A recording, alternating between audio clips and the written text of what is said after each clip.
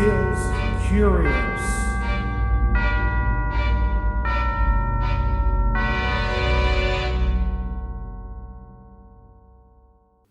Welcome to Lady Teal's Curios. I'm your host, Lady Teal. Today is Wednesday, January 12th, 2022, and you are listening to another episode of Wednesday's Wacky and Weird. I have an update to last week's news.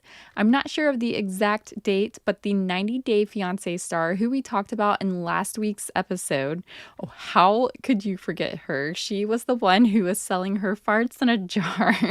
Well, she apparently was hospitalized due to her new profession. It was made clear that what I was experiencing wasn't a stroke or heart attack, but very intense gas pains, she said. I was advised to change my diet and to take a gas suppressant medication, which has effectively ended my business.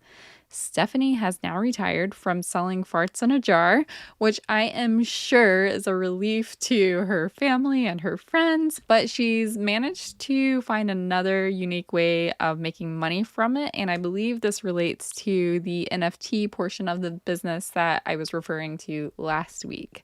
So I think it's a good lesson to be learned that although you might find a very niche market using certain parts of your body or maybe like using certain things your body can do, it's not always the best thing to do, especially if it requires that you have to go to the hospital.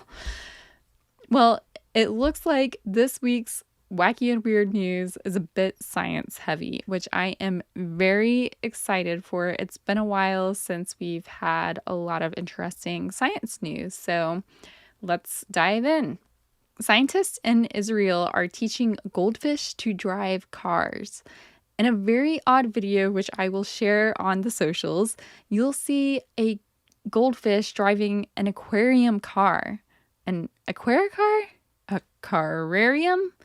Well, whatever you want to call it, scientists are trying to understand how domain transfer methodology applies to these fish. Basically, when a species is placed in a different environment, it can still carry out its typical tasks. For the goldfish, this is navigation. The goldfish were given 10 driving lessons and were able to operate the vehicle and explore the new environment by using the motion sensing camera in the fish tank. I found out the fish were named after characters from Jane Austen's Pride and Prejudice, and Mr. Darcy and Mr. Bingley were the two most outstanding stars.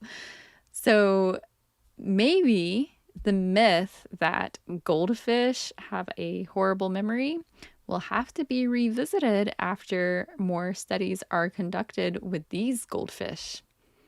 In other exciting news, the first pig-to-human heart transplant was completed. Dave Bennett, age 57, agreed to the experimental surgery. It has been at least 3 days now, and he is adapting well to the gene-edited pig organ. 3 genes were turned off in the pig organ that might have triggered an immune rejection, one being that it was an organ from a totally different species.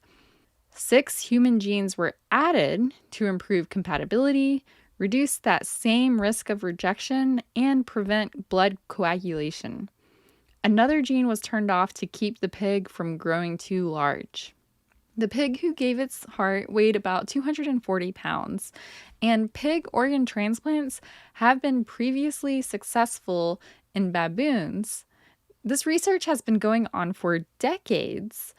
But certain organs, like kidneys, they might need less genes turned off, whereas hearts, more vital organs, are going to need more genes turned on for the surgery to be successful. And this took a lot of trial and error in the baboon research. This was the first pig-to-human heart transplant, and it was completely experimental, as I mentioned before. It took place on January 7th. And so far has gone well. If it continues to go well, this will be a breakthrough surgery that could help save so many people's lives in the future. So we've all heard the phrase raining cats and dogs, right? Well, what about raining fish? A rare phenomenon called animal rain occurred briefly in Texas as a steady stream of fish rained down on the town of Texarkana. Animal rain has been recorded as early as the 3rd century AD, with frogs, crabs, and mussels carried away by updrafts or water sprouts and then sending the animals back down in a totally different location through a rain cloud of sorts. The fish rain occurred on December 29th, 2021. I find that to be a proper way to end 2021. And our last piece of news comes from Brown University. For many years, strange metals have been a source of fascination and confusion. Scientists have recently found a new strange metal that behaves in ways they do not understand. Sometimes opening the door to something unknown helps us to understand other current unknowns. So let's break it down here for a moment. You're likely familiar with copper and silver. These are metals that behave in predictable ways. We understand how their electrical conductance changes when they are heated or cooled. Now let's bring in these strange metals. Strange metals have been fascinating scientists because they don't follow the same set of rules. In fact, many think they offer hints to the quantum world. With the most recent find, scientists have observed a peculiar behavior, and that is the electrical charge is not carried by electrons, but rather it is carried by something called Cooper pairs, which are more like waves. And if we break this down even further, electrons are a class of particles known as fermions. Cooper pairs are bosons, and these behave completely different than the fermions.